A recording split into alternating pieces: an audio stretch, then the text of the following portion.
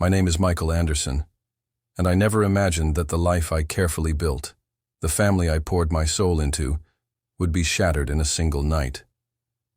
I'm 37 years old, a father of two, and until last year I believed in love, loyalty, and the sanctity of marriage.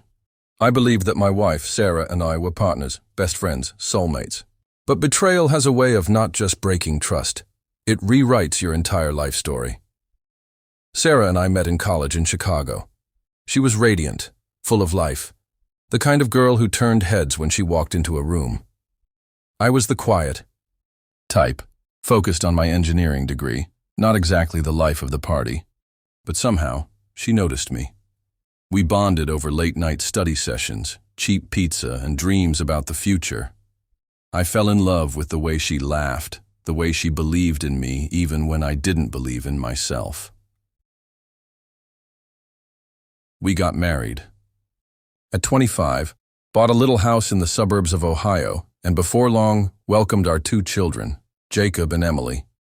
Those kids became my world. Every promotion at work, every late night I pushed through, was for them. I wanted them to have a life better than mine, a life full of security, love, and family. For 12 years, I believed we had that. Sure, there were arguments, moments of stress, times when Sarah seemed distant, but I brushed it off. I told myself marriage was hard work, that phases of disconnection were normal. I never once thought she would betray me. It was a Tuesday night in November when my world came crashing down. I had finished work early, a rare blessing, and decided to surprise Sarah. I picked up her favorite flowers, white lilies, and grabbed ingredients for pasta, her comfort food. The kids were staying with my mom that night, which made it the perfect opportunity for us to have some time together. I even hummed to myself on the drive home, imagining the look on her face when she saw the flowers. But when I pulled into the driveway, I noticed a sleek black car I didn't recognize. For a moment, I brushed it off, maybe a neighbor's. Friend had parked in front of our house. Still, something inside me stirred. The house was too quiet when I walked in. Then faintly I heard laughter. Not the carefree laugh of a friend watching TV. It was softer, intimate, laced with something I couldn't quite describe but instantly recognized. My stomach tightened. I set the grocery bag down, my palms sweaty. I walked down the hallway, each step heavier than the last, until I pushed open our bedroom door. And there she was, Sarah, my wife, in our bed, with another man. The lilies slipped from my hand, petals scattering on the floor. The man scrambled, cursing under his breath, reaching for his clothes. Sarah gasped, her face draining of color. For a long moment, none of us moved. I felt frozen, like my entire body had turned to stone. Why? My voice cracked, barely audible. Why, Sarah? Why would you do this to me? To us? I expected tears, apologies, panic. But she just looked at me, her eyes cold, unfamiliar.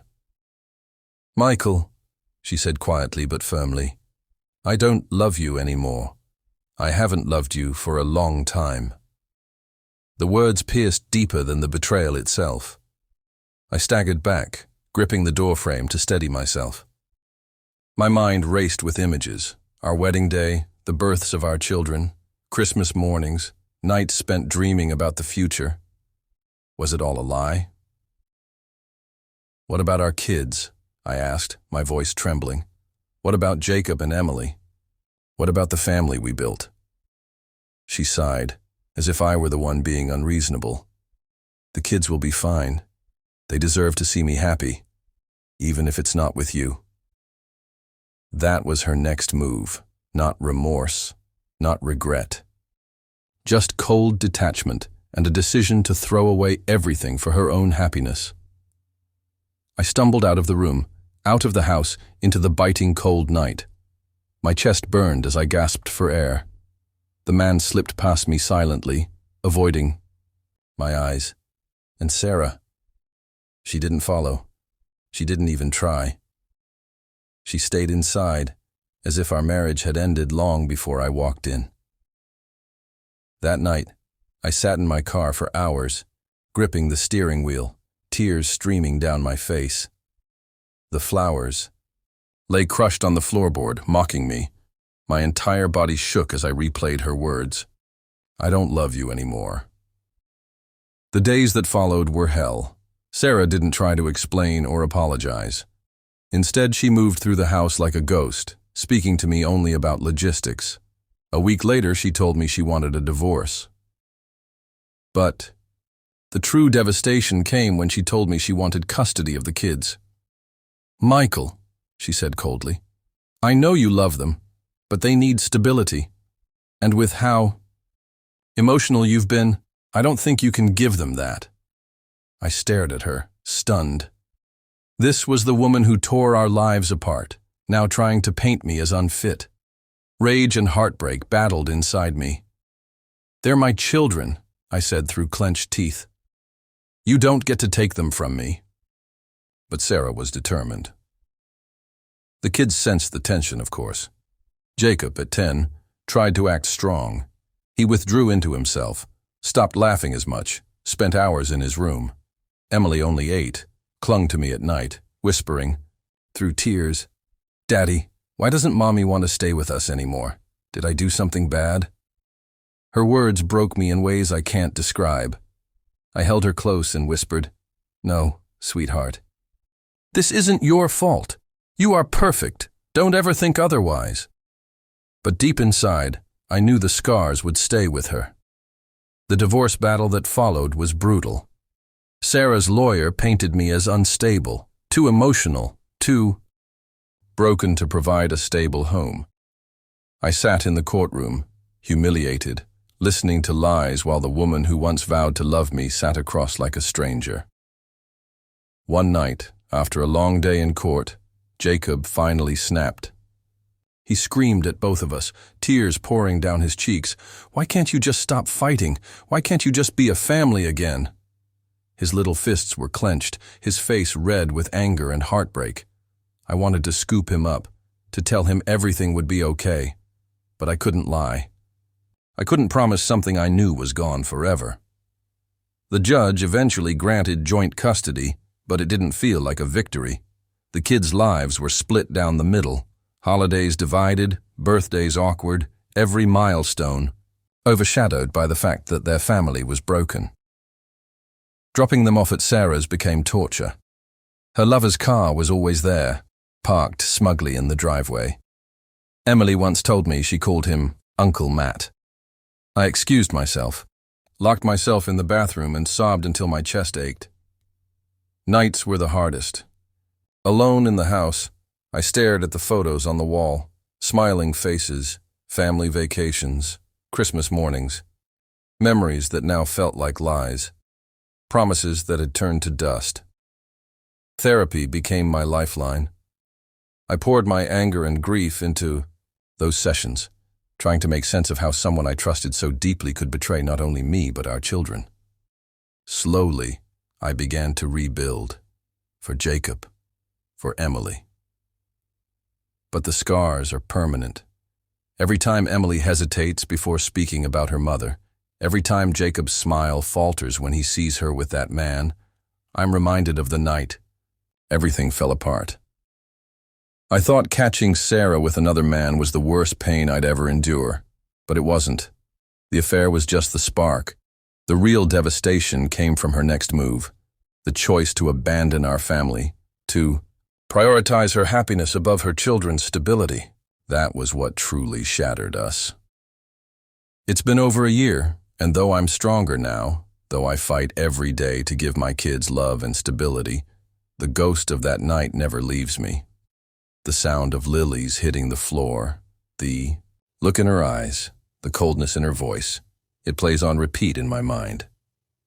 I caught my wife with another man, but her next move, choosing to walk away from the family we built, was what destroyed everything. And no matter how much time passes, some things can never, ever be fixed. My name is Michael, and if you've heard the beginning of my Story. You already know the night I walked into my own home and found Sarah, my wife of 12 years, in the arms of another man. But what followed after that wasn't just betrayal. It was the unraveling of everything I thought was permanent in my life. When I confronted Sarah that night, she didn't cry. She didn't beg. She didn't even look ashamed. She just stood there, her hair messy, her dress hanging loosely, and her arms folded like I was the one caught doing something wrong. "Michael," she said almost coldly, "you weren't supposed to be home this early." That sentence still burns in my chest. Not sorry, not please don't leave me. Not even it's not what it looks like. No. She was upset that her plan had been interrupted. The man, whose name I later learned was Brian, grabbed his shirt from the floor and slipped out the back door. No words, no fight, nothing. Like this was just routine for them. Like my family, my home, my kids. None of it mattered. I stood there shaking, my fists clenched so hard my knuckles turned white. "Sarah, what the hell is going on?" I asked, my voice breaking. And then she smiled. Not a kind smile, not nervous laughter, an arrogant smirk. "It's exactly what it looks like," she said. My chest collapsed. I felt like I couldn't breathe. This was the woman I met in college, the woman I drove across states for when she got her first job in Boston, the woman I held hands with when our daughter Emily was born, the woman I promised forever to. And now, she was looking me in the eyes and telling me, with zero hesitation, that she had chosen someone else. For a moment, I thought maybe this was a bad dream. Maybe I was having one of those vivid nightmares that you wake up sweating from.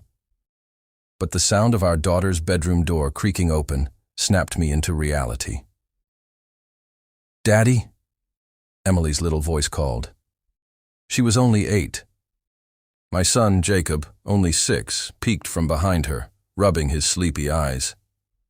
Sarah turned around instantly, her face shifting into motherly softness.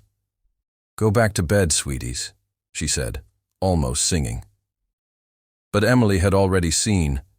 The tension in my face, the tears in my eyes, the way Sarah's dress strap was falling down her shoulder. Kids are smarter than we give them credit for. "Mommy, what's wrong?" Emily asked. I swallowed hard, forcing a smile. "Nothing, baby. Just go back to bed. Daddy and Mommy need to talk."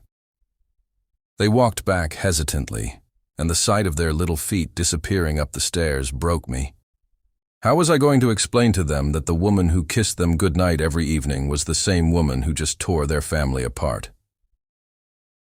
That night, I slept on the couch, or at least I tried to. My body was still, but my mind was a storm. Memories kept flashing in my head.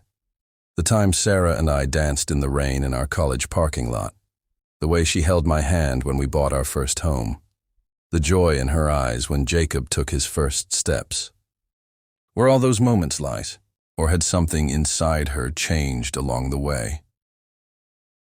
At 3 a.m., I heard her footsteps. She walked downstairs, sat across from me and whispered, "Michael, we need to talk." I wanted to scream. I wanted to throw something. But instead, I just stared at her. "Talk? After what you did?" She sighed, running her fingers through her hair. "I haven't loved you in years. I've tried, but I can't pretend anymore. Brian, he makes me feel alive again." Those words sliced me open. Haven't loved you in years. Did that mean every smile, every kiss, every "I love you" had been fake? "So what now?" I asked, my throat dry. And that's when she dropped the bomb that shattered our family. "I want full custody of the kids," she said calmly, as if she were asking for the last slice of pizza. "I'm moving in with Brian, and I want Emily and Jacob to come with me." I sat up straight. "Over my dead body," I snapped. "You destroy our marriage, And now you want to rip my kids away too? No, absolutely not. But Sarah wasn't playing. She leaned in, her voice sharp. Michael, I've already spoken to a lawyer. Unless you want every dirty detail of our marriage dragged into court, you'll agree to let me have them. I'm their mother. The court will side with me. My hands shook. My world spun. She wasn't just betraying me as a wife, she was preparing to destroy me as a father. The weeks that followed were hell. Papers were filed, lawyers were hired. Every dollar I had went into fighting for my kids. Every night I prayed Emily and Jacob wouldn't hear the shouting matches, the phone calls with attorneys, the slammed doors. But Sarah didn't stop. She poisoned their little minds. She told Emily that Daddy doesn't really care about you. She told Jacob that I was too busy to love him. One night when I tucked Emily into bed, she whispered, "Daddy, why don't you want us to live with Mommy?" My heart broke into 1,000 pieces. Baby, I do want you to live with Mommy, but I also want you to live with me. I don't ever want to lose you. She looked at me with those big, tearful eyes and said, "Mommy said you're too angry to take care of us." I cried that night harder than I ever have, because the betrayal wasn't just between Sarah and me anymore. It was between her and our kids. She wasn't just leaving me. She was tearing apart the bond between a father and his children. By the time our first court date came, I was a shell of a man. I had lost weight, I hadn't shaved in weeks, and I barely slept. But when I walked into that courtroom and saw Emily clutching Sarah's hand, refusing to even look at me, I realized just how deep the damage ran. Sarah took the stand, calm and collected, painting me as a workaholic, emotionally distant husband who neglected his family. She had rehearsed every lie, and the judge listened. I sat there, powerless, watching my world fall apart, all because of one woman's choices. When it was my turn to speak, my voice cracked. "Your Honor, I'm not perfect, but I love my kids more than anything. Please don't let them forget that." Emily glanced at me then, just for a second, but it was enough to remind me that no matter what Sarah did, no matter what Brian offered her, I would never stop fighting for my children. But the fight was only beginning, and the betrayal that came next would test me in ways I never thought possible. When the judge adjourned the first hearing, I walked out of the courtroom feeling like the air had been sucked out of my lungs. My legs were heavy, my chest was hollow, and my heart pounded like I had just run a marathon. I wasn't just fighting a legal battle. I was fighting for my children's hearts, their trust, their love. And with every lie Sarah told, I could feel that bond slipping further away. That night, I sat in my car outside our old house, the house Sarah and I had built together, watching the warm glow of the living room lights through the window. I saw shadows moving inside, laughter spilling out faintly into the night air. For a moment, I imagined myself walking in, like everything was normal, like this nightmare was just a bad dream. Emily would run into my arms, Jacob would beg me to play catch in the backyard, and Sarah would smile at me the way she used to when we first fell in love. But reality was colder. Inside that house, Brian was sitting where I used to sit. He was holding the woman I once called my wife, and worse, he was laughing with my children, like he was already replacing me. I gripped the steering wheel so tight my knuckles turned white. My chest burned with anger, with grief, with helplessness. I whispered to myself, "They're my kids. No one is going to take them from me." The next morning, I woke up to a message from my lawyer. "Michael, you need to prepare yourself. Sarah has filed for an emergency hearing. She's accusing you of being unstable and says you yelled at the kids." My heart sank. "That's a lie," I said aloud, though no one was around to hear me. Of course it was a lie, but in court, lies become weapons, and Sarah wielded hers with precision. When we stood before the judge again, Sarah's lawyer painted me as a ticking time bomb. "Your Honor," he said, "our client fears for the emotional well-being of the children. Mr. Thompson has shown signs of aggression and instability. It is not in the children's best interest to remain under his care." I wanted to scream, to stand up and shout, "That's not me. I would never hurt my kids." But my lawyer squeezed my arm, a silent plea to stay calm. In court, anger looks like guilt. Sarah sat there, her hand resting on Brian's knee, pretending to dab her eyes with a tissue. She looked like the victim, like she was protecting our children from a monster. And for the first time in my life, I felt invisible. When the hearing ended, the judge granted Sarah temporary custody until further evaluation. My visitation would be limited and supervised. Supervised. As if I were a danger to my own children. The words echoed in my head as I drove home. I pulled into my driveway, sat in the car, and broke down. My chest heaved, tears streaming uncontrollably. I had lost battles before, jobs, opportunities, even friends. But nothing compared to the pain of losing the chance to tuck my kids in at night. Days turned into weeks. I saw Emily and Jacob in short supervised visits at a family center. They would run to me at first, smiling, hugging me tight. But every time Sarah came to pick them up, I saw the confusion in their eyes. "Why can't we come home with you, Daddy?" Jacob asked one afternoon, his small hands clutching mine. I forced a smile, even as my throat tightened. "Someday soon, buddy. I'm working on it." Emily was quieter. She wouldn't ask questions, but I could see the storm in her eyes. She was old enough to sense the lies, but too young to make sense of the truth. One day, as I hugged her goodbye, she whispered, "Mom says you don't love her anymore. She says you're happier without us." My heart shattered. I pulled her close, my voice trembling. "Emily, listen to me. That's not true. I love you more than anything in this world. Don't you ever forget that." She nodded but didn't meet my eyes. And in that moment I realized Sarah wasn't just trying to take custody. She was trying to erase me from their hearts. Then came the move that shattered what little was left of our family. One evening, my lawyer called me with news that nearly knocked me to the floor. "Michael," he said carefully, "Sarah has filed paperwork to relocate with the children, out of state." I froze. "What? She can't do that. She can't just take them away." "She's arguing that Brian has a better job opportunity in another state and that moving would provide more stability for the children." I couldn't breathe. Not only had she betrayed me, not only had she taken my home, my family, my dignity, now she was trying to take my children hundreds of miles away, out of my reach. That night, I didn't sleep.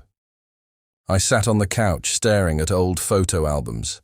Emily's first birthday, Jacob's little league game, Christmas mornings filled with laughter.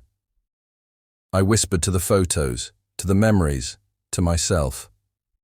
"I will not let you take them. You can take everything else, but not them." The next hearing was the most important of my life. I walked into the courtroom with shaking hands but a fire in my chest. I wasn't just fighting for custody anymore. I was fighting for the right to remain in my children's lives. When Sarah took the stand, she spoke with rehearsed sorrow. "Your Honor, I only want what's best for Emily and Jacob. Brian has been offered a position that would allow us to give them a better life, better schools, a safer neighborhood, financial stability." Her lawyer nodded, adding, "It's clear that Mr. Thompson's instability makes staying here harmful for the children. Relocation is the best option." When it was my turn, I stood up, my voice trembling but strong. "Your Honor," I began, "I may not have money like Brian.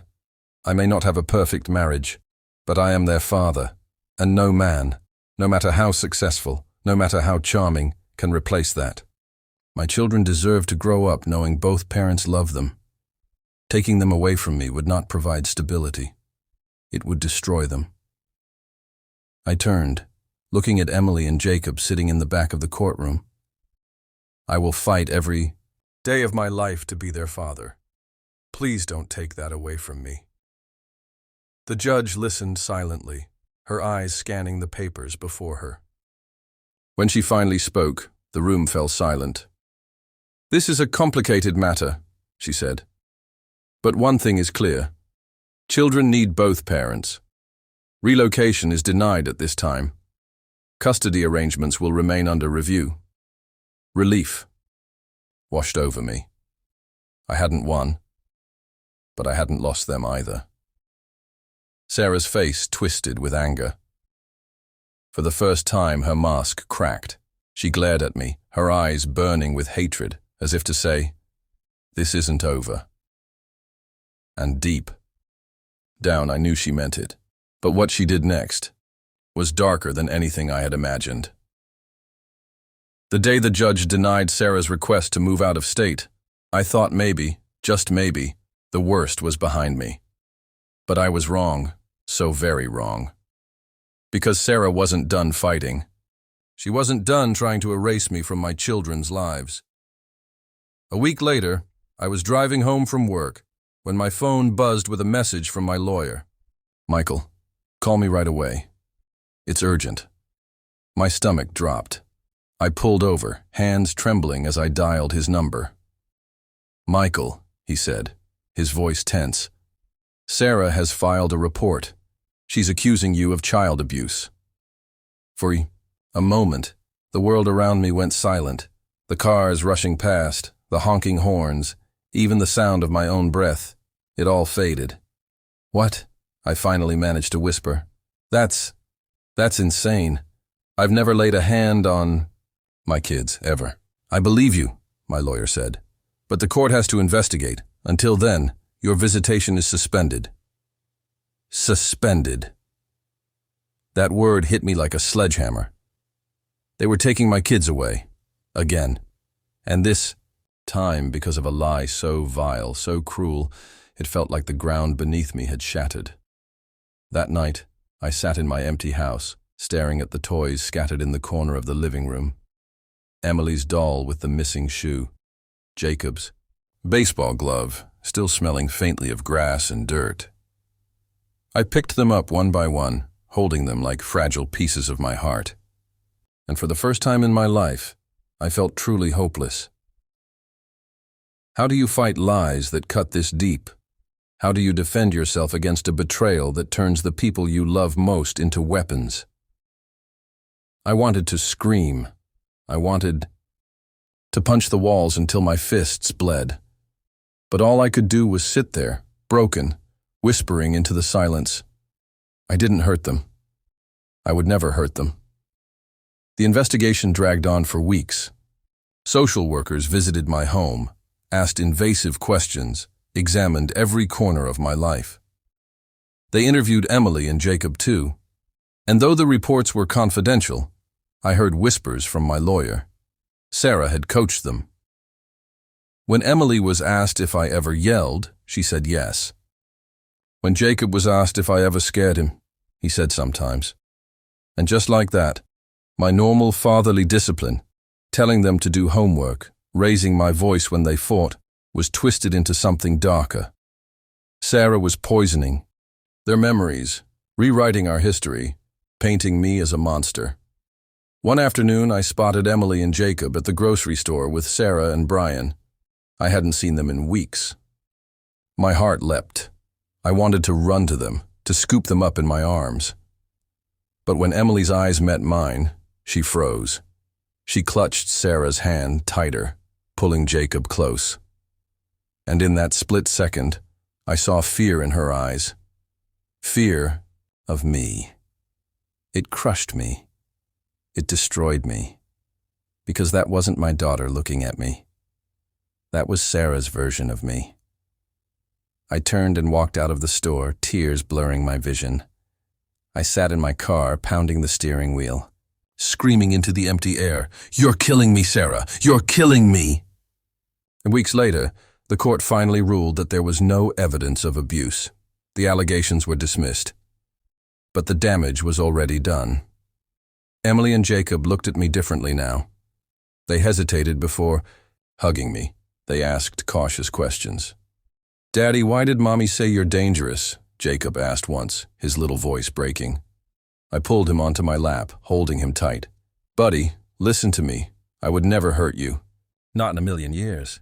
Sometimes people say things that aren't true when they're angry. But you have to remember, I love you. Always." He nodded, but I could see the confusion in his eyes. The battle dragged on. Every court date felt like another wound. Every lie Sarah told was another cut to my soul. She wasn't just trying to win custody. She wanted to destroy me completely, to break me until there was nothing left. And in some ways, she succeeded. Lost friends who believed the rumors. I lost sleep, nights spent staring at the ceiling, replaying every moment of my marriage, wondering how we got here. I lost weight, my face hollow, my eyes sunken. But the one thing I refused to lose was hope. Hope that Emily and Jacob would one day see the truth. Hope that love was stronger than lies. Hope that I could still be their father, even if the world tried to take them away. The lowest moment came one cold November evening. I had just finished another supervised visit. As I hugged Emily goodbye, she whispered, "Daddy, I wish things were like before, when we were all together." Her voice cracked and tears filled her eyes. And in that moment, I realized something. Sarah might have shattered our marriage. She might have poisoned the courts. But she hadn't completely taken my children's hearts. Not yet. There was still a flicker of love. Still a thread connecting us. And I swore to myself, no matter how long it took, no matter how many lies I had to fight, I would hold on to that thread until my last breath. But then, Sarah made one more move. Move that pushed me to the edge. She filed for termination of my parental rights.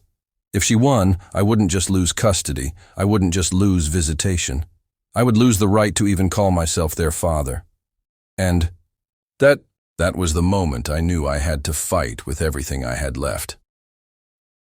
I sat alone in the living room that night, the glow from the lamp barely touching the corners of the room. The silence was deafening, broken only by the faint tick of the clock on the wall.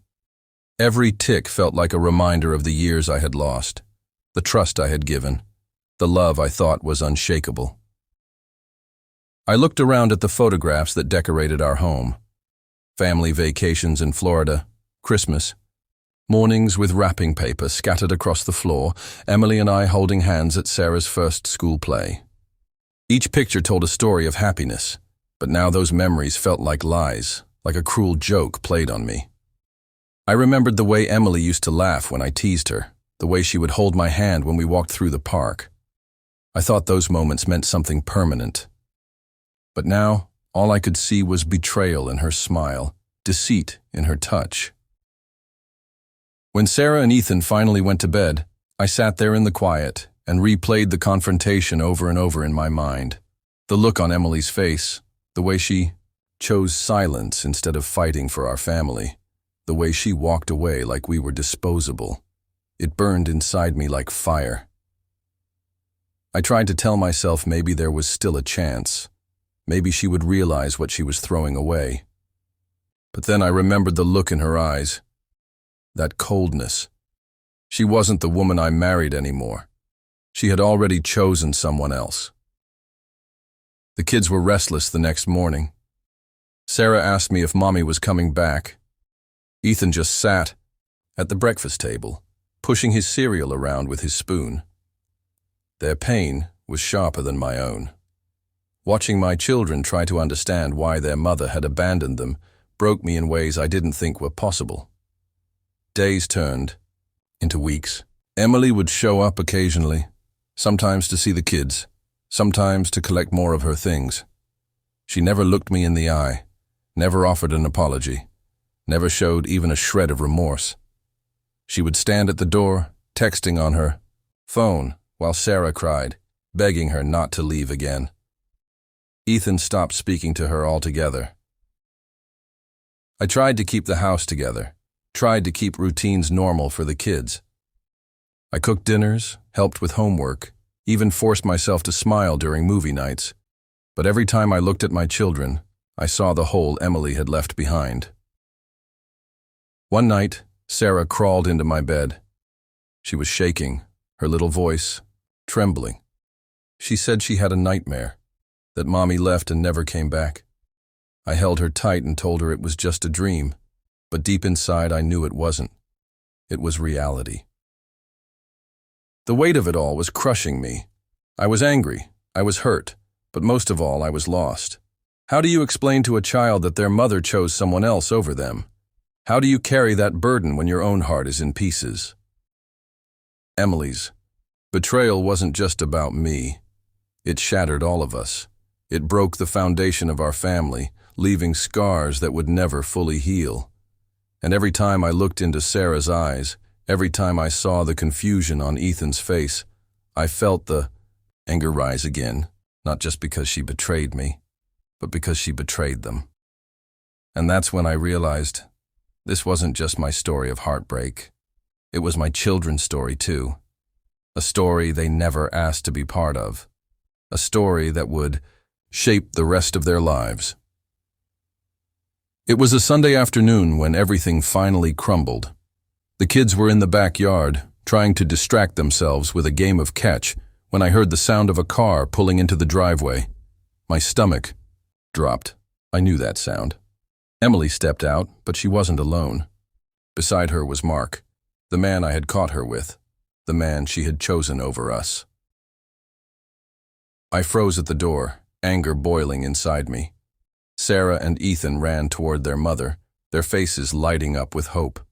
But as soon as they saw the stranger, beside her their smiles faded. Sarah hesitated, clutching her baseball glove against her chest. Ethan stepped back, his small frame stiff with confusion. Emily knelt down, her voice too cheerful, too rehearsed. "Kids, I want you to meet someone important." My heart shattered all over again. This wasn't a visit to see her children. This was her next move. She wasn't just leaving us. She was replacing us, replacing me. Sarah's voice cracked. "Mommy, who is he?" Emily glanced at Mark and smiled like it was the most natural thing in the world. "This is Mark. He's my friend." I could see the word catch in her throat, like even she wasn't sure what to call him in front of them. But to my children, it didn't matter what label she used. They understood enough. Ethan's face twisted with anger. "I don't want to meet him." He turned and bolted inside the house. Sarah stood there, tears welling in her eyes, torn between her mother and her loyalty to the family we once were. I stepped outside, standing between Emily and the kids like a shield. "What are you doing, Emily?" My voice was low, shaking with rage I could barely control. Her eyes hardened, and for the first time, she looked at me without guilt, without hesitation. "Michael, the kids need to know the truth. Mark is going to be in my life, which means he'll be in theirs too. The sooner they get used to it, the better." Her words sliced through me like knives. She wasn't just moving on. She was forcing our children to accept the man who had destroyed their home. Sarah whispered, her voice trembling. "Mommy, can't we just be like before? Please." But Emily shook her head. "Sweetheart, things have changed. This is how it's going to be now." That was the moment Sarah's little world collapsed. She turned away from her mother, tears streaming down her face, and ran inside after her brother. I wanted to scream, to curse, to throw Mark off my porch, but I couldn't. Because right there, in front of my eyes, my children's hearts were breaking. and there was nothing I could do to stop it. Emily didn't chase after them. She didn't comfort them. She just stood there, holding Mark's hand, as if their pain meant nothing. And in that instant, I knew. Her next move hadn't just shattered me. It had shattered our family forever. That night, after Emily's little introduction, the house felt heavier than ever before. Sarah sat curled up on the couch, her face buried in a pillow, sobbing quietly. Ethan locked himself in his room and refused to come out no matter how many times I knocked. I paced the hallway, my hands trembling, my chest burning with anger and grief. I kept asking myself, how could she do this to them, not just to me, but to our children? Didn't she see what she was ripping apart? Or did she just not care?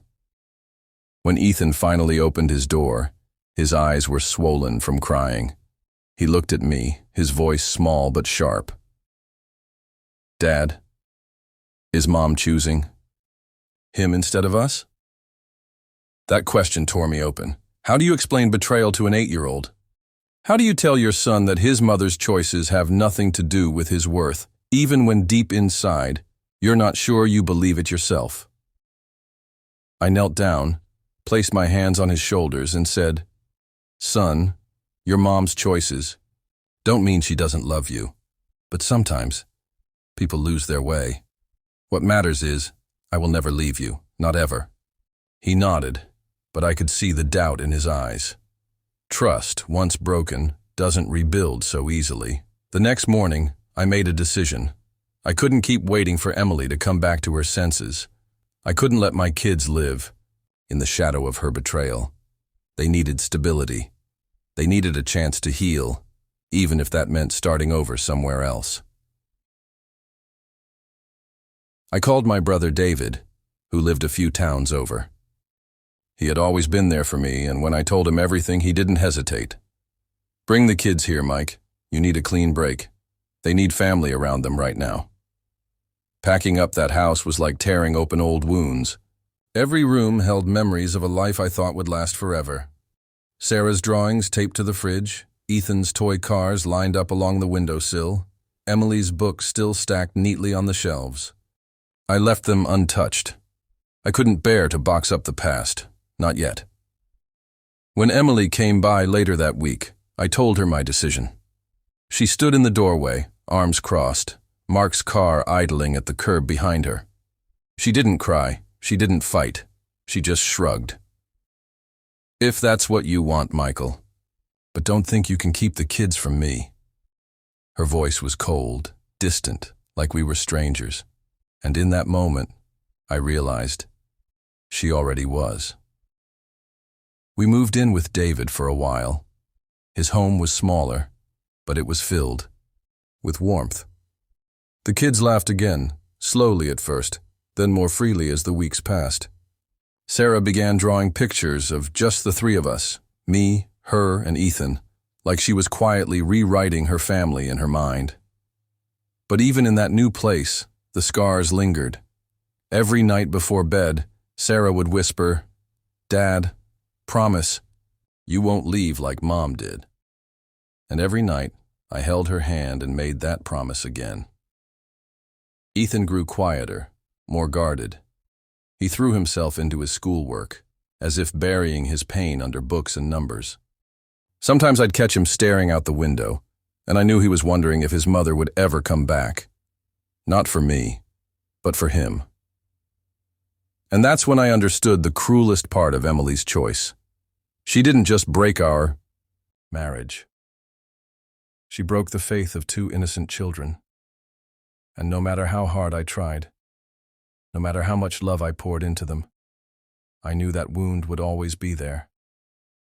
For a while, I thought maybe Emily would just drift away, choosing her new life and leaving us to heal in peace. But I was wrong. Her next move cut deeper than I ever imagined.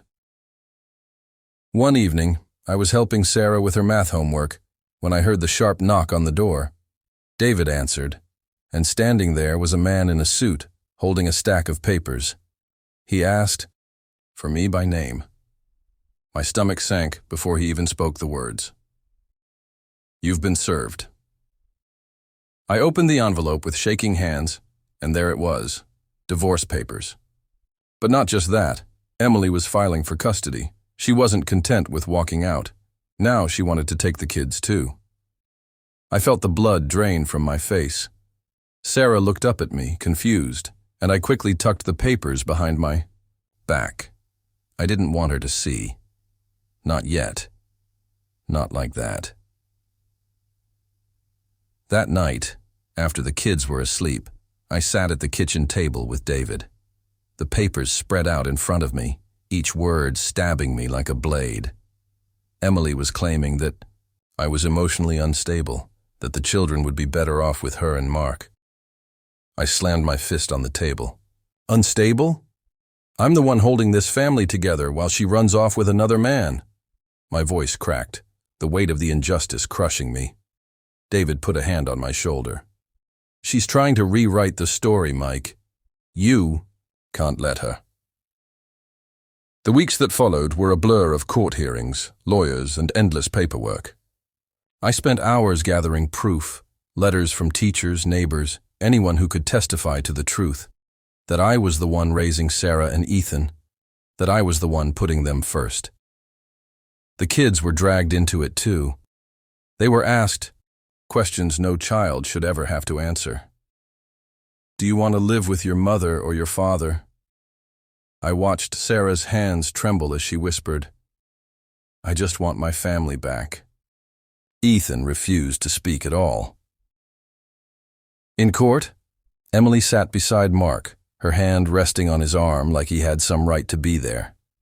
She painted me as bitter, controlling, unwilling to move on. Every lie that left her lips felt like another betrayal layered on top of the first. When it was my turn, I stood there, my voice shaking but my words honest. Your Honor, I'm not perfect, but my children are my world. I've been there for them every day since their mother walked away. I tuck them in at night, I pack their lunches, I wipe their tears when they cry for her. I'm not asking for much. I'm just asking to protect them from more heartbreak. I looked at Emily then, hoping to see even a flicker of remorse. But her eyes were cold, her jaw set. She had chosen her side, and it wasn't ours. The custody battle stretched on for months, draining me emotionally, financially, spiritually. Some nights I lay awake staring at the ceiling, terrified of what would happen if the court gave her what she wanted. The thought of my kids, being forced into that house with Mark, of them crying themselves to sleep because their mother had replaced me, it haunted me. Sarah started having stomach aches, stress twisting her little body into knots.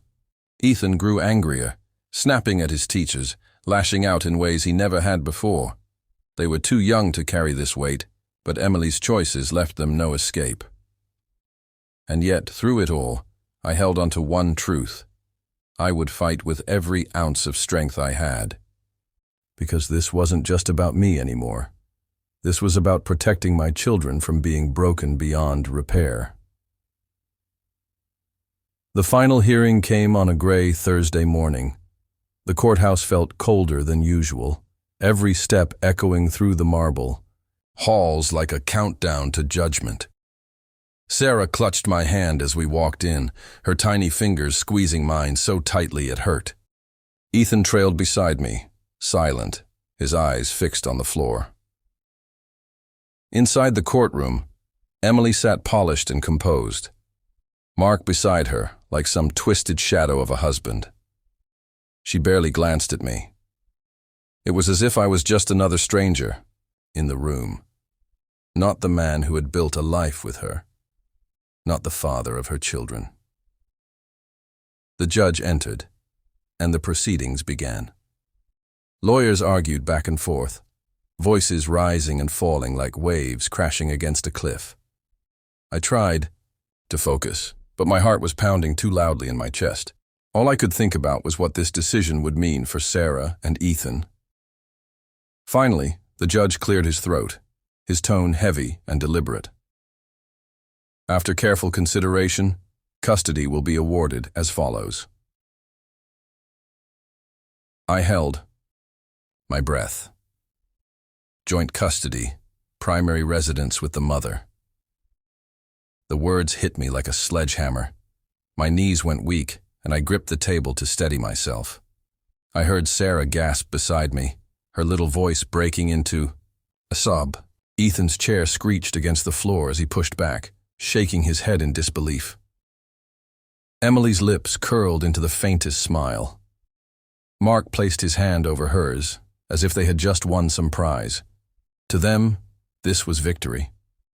To me, it was devastation. I stood up, my voice trembling. "Your Honor, please. You don't understand. She left them. She abandoned them. I've been the one raising them every single day." The judge's eyes softened, but his tone remained firm. "Mr. Thompson, the decision is final. Both parents will share responsibilities. I expect you to respect this arrangement for the well-being of the children." The well-being of the children?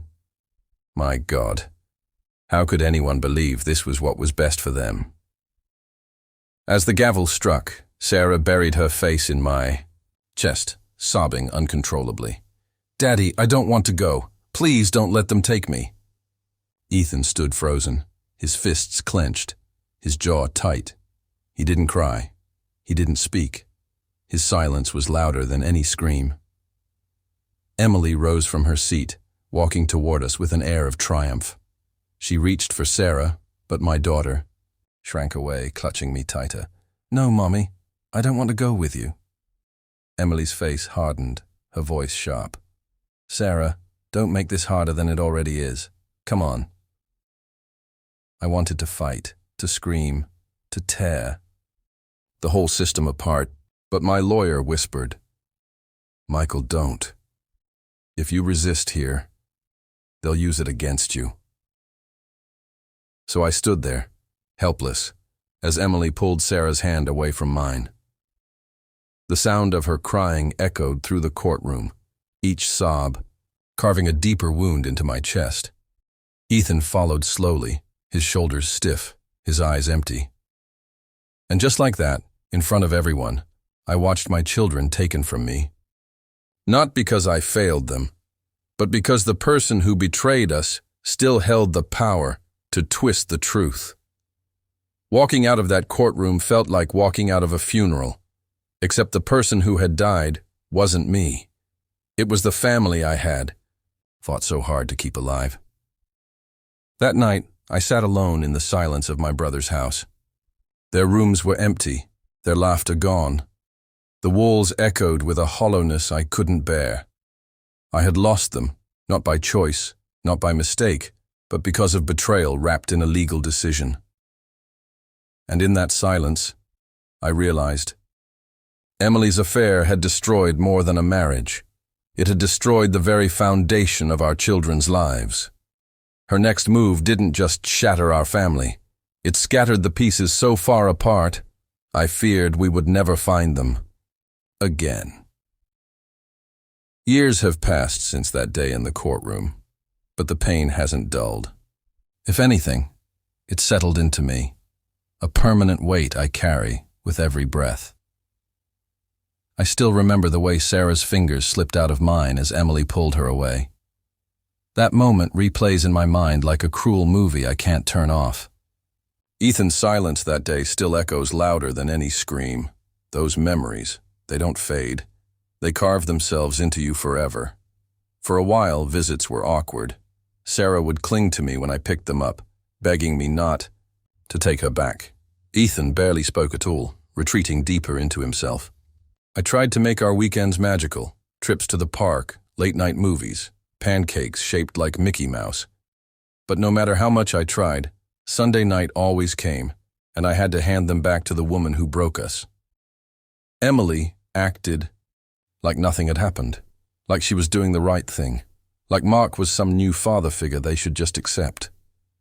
She didn't see the way Sarah's smile faded when she walked into that house, or the way Ethan stared out the window of my car, holding back tears because he didn't want me to see him cry. The years stretched on, and my kids changed. Sarah grew quieter. The spark in her eyes dimmed. She stopped drawing those family pictures she once loved, and when she did, they never included her mom anymore. Ethan became guarded, his anger sharper, his trust harder to earn. He once told me, in a rare moment of vulnerability, "Dad, I'll never trust anyone the way I trusted Mom. She broke it, and my heart cracked all over again." I did my best. I showed up at every school play, every parent-teacher conference, every birthday. I fought to be there for every milestone, no matter how much the custody schedule tried to limit me. But the truth is, divorce doesn't just split a marriage, it splits time. And time is the one thing you can never get back. Now, looking at them as teenagers, I see the scars Emily left. Scars no court ruling can erase. Sarah still asks me late at night, "Dad, why did she choose him over us?" And I never have the right answer. Ethan, strong and stoic, pretends he's fine, but I know the pain lives inside him still. As for Emily, she got what she wanted. A new life, a new man, a new family portrait.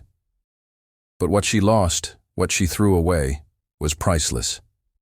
She may stand beside Mark in her picture-perfect life, but deep down, she knows her children's hearts no longer belong to her. And me? I survived. Barely. But I did. The betrayal broke me, but it also taught me something.